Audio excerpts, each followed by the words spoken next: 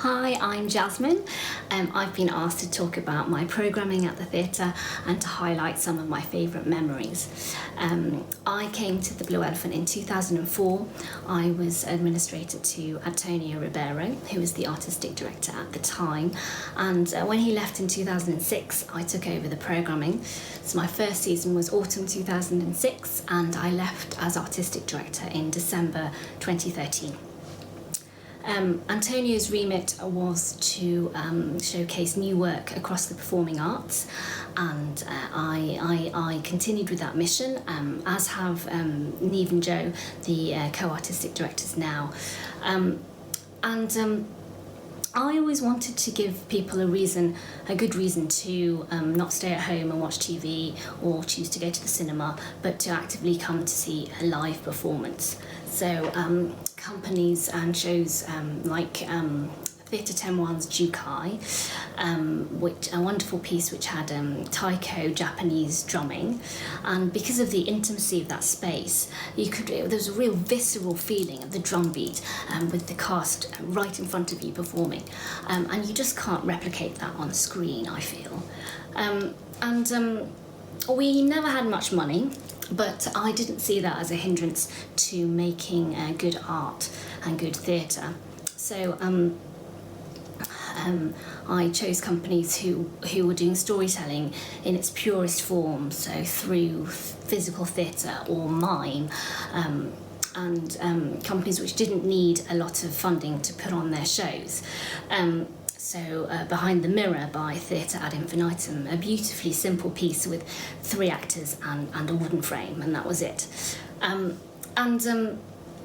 Because we had limited funding, we couldn't buy shows in, so I worked a lot with emerging companies whose aim was not to make money, but they just needed to have a safe space to explore their initial ideas. So I programmed 3 shows by Temple Theatre, and their director, Mike Tweddle, is now artistic director of the Tobacco Factory in Bristol. And I think there's a real rawness in those first works by a company, where they're experimenting and finding their way, and it usually makes for very exciting theatre. We didn't have much money, but we were never in the red, so luckily whether a show would be commercially successful was never something I had to factor in when programming. So I would always place more importance on the high quality of a show rather than something which was trying to tap into the zeitgeist or something, or a popular play. In terms of quality control, there were several rounds of programming. So, for example, Gareth Murphy's Boy in Darkness. So I programmed that first as a scratch performance of the initial idea, and then we had a work in progress performance, and then Neve took it on as a full production, and she produced it after I left. So it meant that there was scope to take on board all the audience feedback and the critical feedback and feed that into the final production. I also wanted to choose shows and companies which would use the space well. It's a big space for Fringe Theatre, a big black box studio. So companies like Lazarus, who do great ensemble work, and they also have very eclectic programming, like the Blue Elephant, from new musicals to revamped classics. And I always remember they started their shows with filling the auditorium with this haze, this smoke, and I think it always gave the audience a real sense of anticipation and excitement as they saw the large ensemble of actors coming out of the darkness and coming close proximity to the audience, and I think they knew they were in for a real treat that night. And the space also works really well for dance. So I had a lot of contemporary dance, such as Etta Ermini Dance Theatre and Levantis Dance Theatre, just to name 2 brilliant dance companies. Indeed, another strand of my programming was cross-genre work, so like dance theatre. I just found that a lot of theatre goers, they were just never exposed to dance, and myself included. I've loved theatre since a child, and I hadn't seen dance until I came to the Blue Elephant.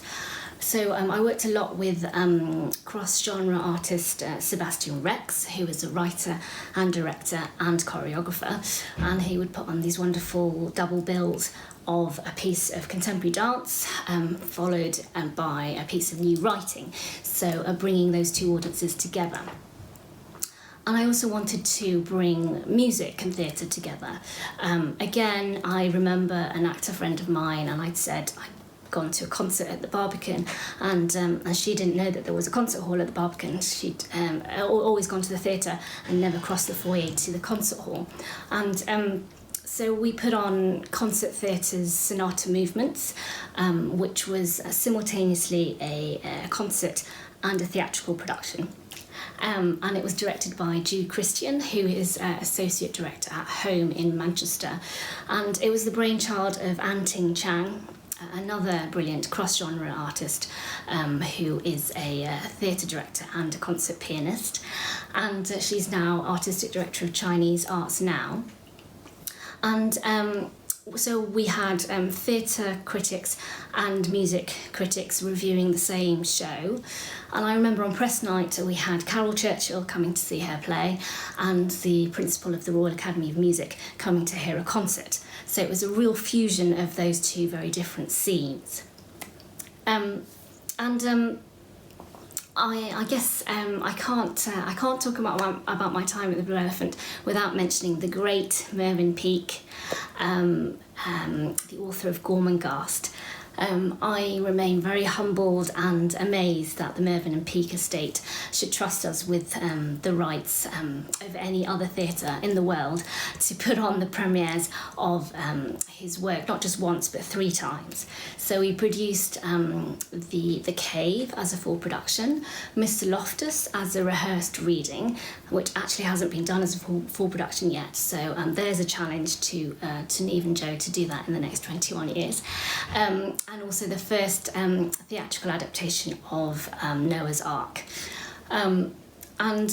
So the theatre was for a time the Peake hotspot, and Peake experts were flying in to see our shows, and Aaron Patterson, who directed much of the Peake shows that we put on, was off giving academic papers at university conferences, and it was an amazing time at the theatre, but also quite surreal. It was a real privilege to be part of the Blue Elephant's 21-year history and to work with some amazing artists across the arts and to be able to support them early in their careers. And I know the theatre still now supports some fresh graduates fresh from drama school in showcasing their work, so I'm sure the list of Blue Elephant alumni will continue to grow. So happy birthday and congratulations to all at the Blue Elephant.